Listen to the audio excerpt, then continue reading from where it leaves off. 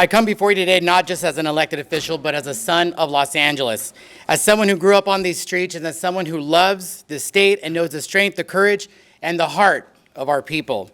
My district was raided from every corner, from Koreatown to Boyle Heights to Pico Union to Westlake to downtown Los Angeles over the weekend.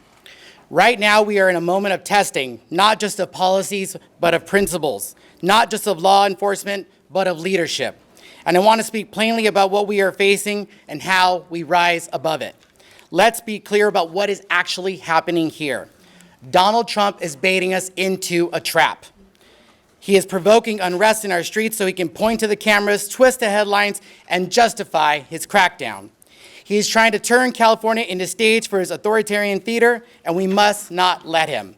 We say to Mr. Trump, California will not be your political prop.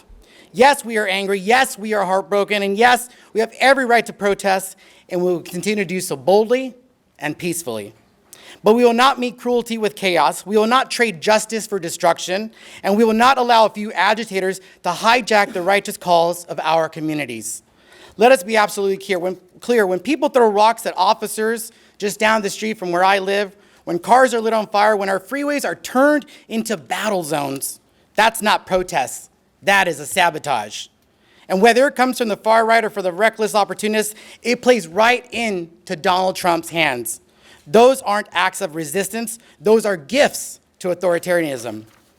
Now, in the middle of this crisis, what does he do? He tries to seize control of 2,000 National Guard soldiers in California, not because our law enforcement asked, but because the situation demands it, but because he wants that image. He wants the optics of federal troops in our cities. He wants to project power, not protect people. National Guard members take an oath to uphold the Constitution, not one man's agenda. There are limits to what he can do, and we'll keep fighting to ensure those boundaries are respected. But here's the truth that he won't tell you.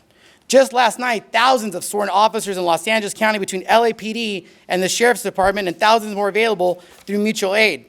There is no unmet need. Our local authorities are managing the situation that he created. And while Trump was claiming victory on the backs of the National Guard, it was the LAPD, not his troops, that actually de-escalated the unrest.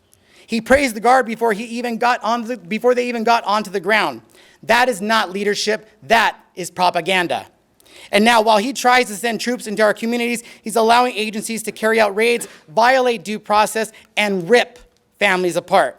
Let's be crystal clear. California state law enforcement does not cooperate with indiscriminate immigration raids. The California Highway Patrol in Los Angeles is there to protect safety, not to be used as pawns for political persecution. We will not let Trump turn our public safety officers into immigration enforcers. We will not let him deny people access to lawyers. We will not let him trample on our Constitution and continue to call it order. Because this is not just one city or just about one area or one protest. It's about who we are and what kind of a country we are going to be.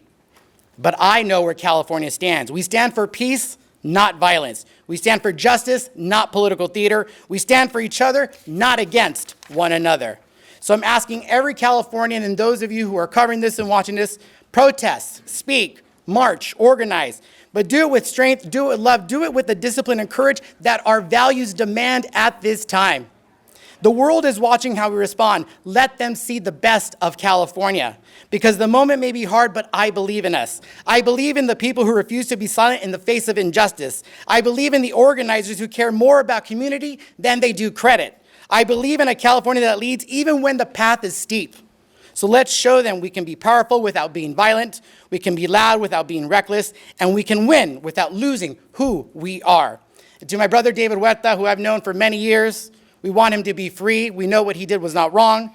Today, we are doing the people's work. We want you a reminder to stay safe, stay proud, stay peaceful, and let's rise together.